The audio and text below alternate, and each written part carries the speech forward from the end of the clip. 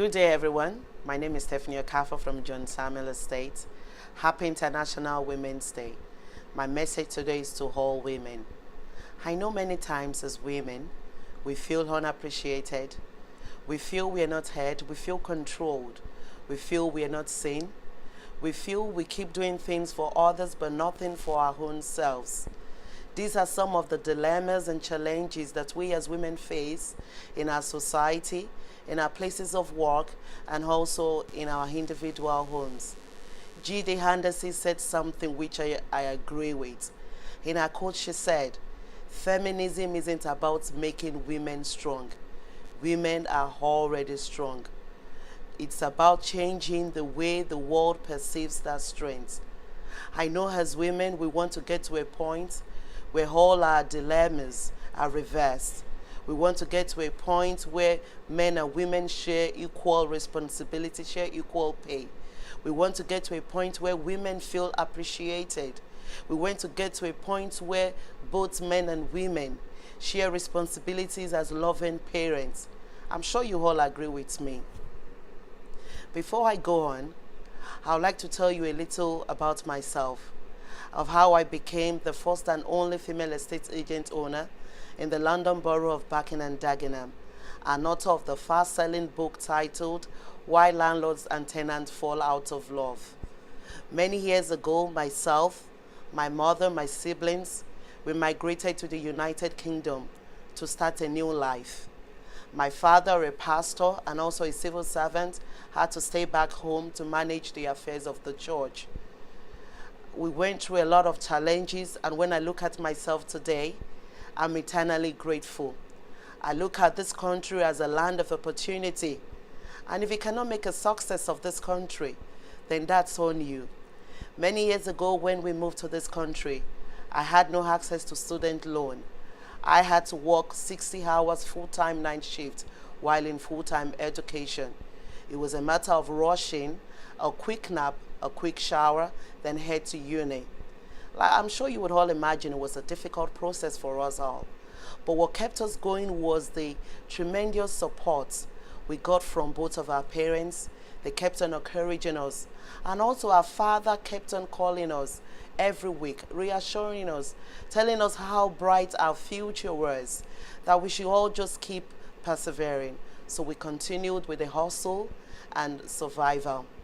Her mommy, a registered nurse in the UK, led by example, showing us that hard work pays. Not only did she work full-time, but also had extra hours done. When we came to this country, we could only afford a one room.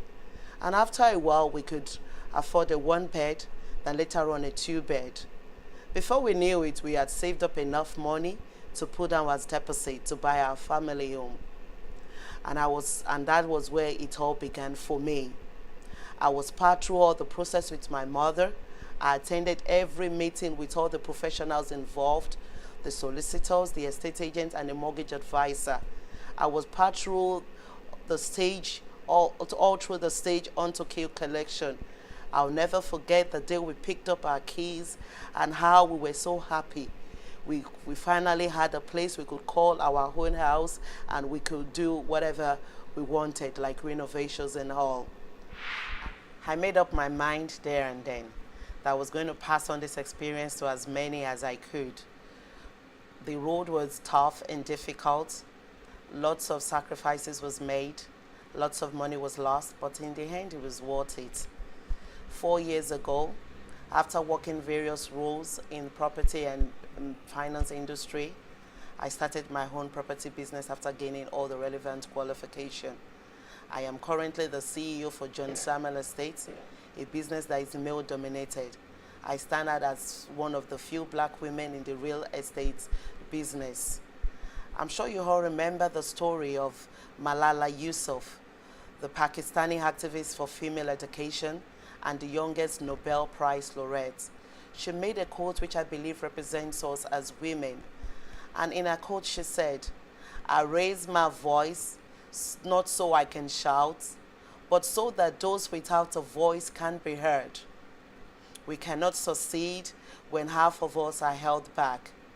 We must continue the fight that was fought in our borough in 1968 and we must continue to fight to make our voices heard. Like Malala said, we all need to raise our voices for those that can't shout. We need to take gatherings like women empowerment programs into our communities, hold workshops for women, do equip them with relevant skills in order to make a difference. There is a popular adage that says a copycat is always quicker. By passing all our achievements, women like us no longer need to go through the hoops we had to jump through. I believe gatherings like Women Empowerment will make a difference in our community. We empower and also encourage others. We can also make it our way of life. The more voices we gather, the louder we can be heard. I would like to salute the women champion for the London Borough of Barking and Dagenham, Councillor Shade Bright, the Cabinet Member for Equality and Cohesion, and our team for organizing an outstanding event last night, Women Empowerment. It was such an amazing event.